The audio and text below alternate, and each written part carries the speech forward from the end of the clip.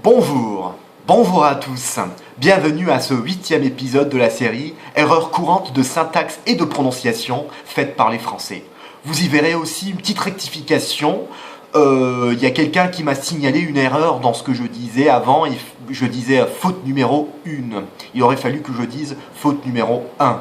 Donc merci de ces petits commentaires, j'en ai bien tenu compte. Faute numéro 1, parler de l'argent. Donc j'entends souvent les Français dire, pour dire argent, ils disent monnaie.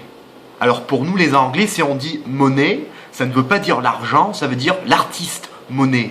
Donc la prononciation du mot argent en anglais, c'est money, money. Faute numéro 2, la traduction de sympathique. Alors j'entends bien trop souvent les Français dire sympathic ou bien sympathetic pour traduire le mot français sympathique. Alors que en anglais il existe un mot bien sûr sympathetic, mais quelqu'un de sympathetic c'est quelqu'un de compatissant. Donc ce n'est pas vraiment la bonne traduction de cette expression là, de ce mot là. Donc pour dire sympathique en anglais il faut qu'on dise nice. Faute numéro 3. Voyage. Alors, un voyage, un voyageur, voyager d'un point à un autre point, les voyages en général, tout a une traduction différente. Donc, si on veut parler des voyages en général, on emploie le mot travel. Donc, j'aime voyager, j'aime aller à l'étranger, etc. C'est I like to travel. I like traveling. Mais pour dire un trajet de point A jusqu'à point B ou un séjour, c'est a trip et non jamais a travel.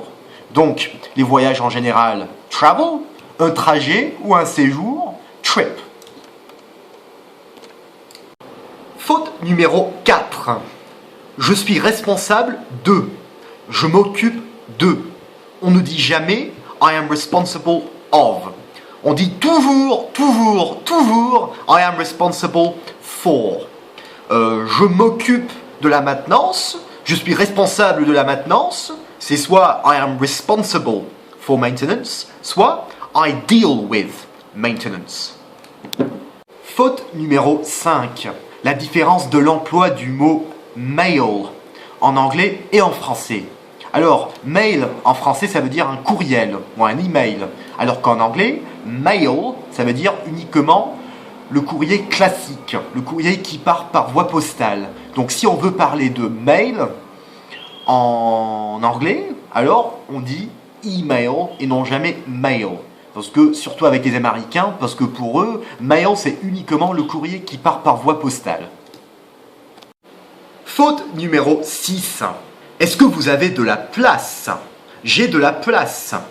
Alors, le mot place en anglais veut dire uniquement un endroit et non jamais de la place au sens de l'espace disponible. Alors, pour demander à quelqu'un est-ce que vous avez de la place, on dit do you have space ou bien do you have room. Voilà donc encore 6 fautes de syntaxe et de prononciation faites par les Français en anglais. J'espère que cette vidéo vous a plu, vos commentaires sont toujours les bienvenus et à très bientôt sur YouTube. Au revoir.